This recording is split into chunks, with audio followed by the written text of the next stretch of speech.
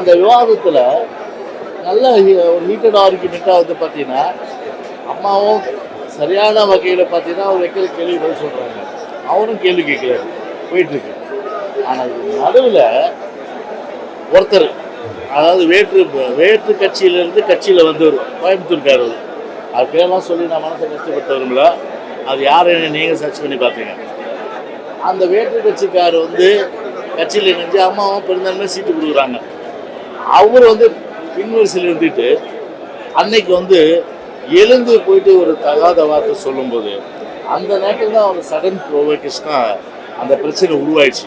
இல்லைன்னா உருவாக்குறதுக்கு காரணம் இப்போ அவர் எங்கள் கட்சியில் இல்லை, திரும்பி வேறு கட்சிக்கு போயிட்டு நினைக்கிறேன்.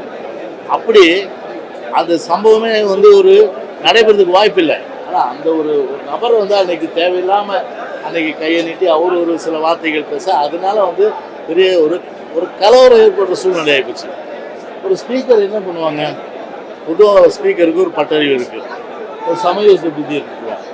அந்த வகையில் பார்த்தோம். இது வேறு வழி இல்லை, இது நம்ம அலோவ் பண்ணோம்னா சட்டமன்றமே ரத்த கலரி ஆகும், பல பிரச்சனைகள் உருவாகும் அப்படின்னு சொல்லிட்டு வேறு வழி இல்லாமல் எதிர்கட்சி தலைவர் உட்பட, அதாவது தேமுதிக சட்டமன்ற உட்பட அத்தனை பேருமே வெளியேற்றோம். அது வந்து எந்த ஒரு உள்நோக்கமும் கிடையாது.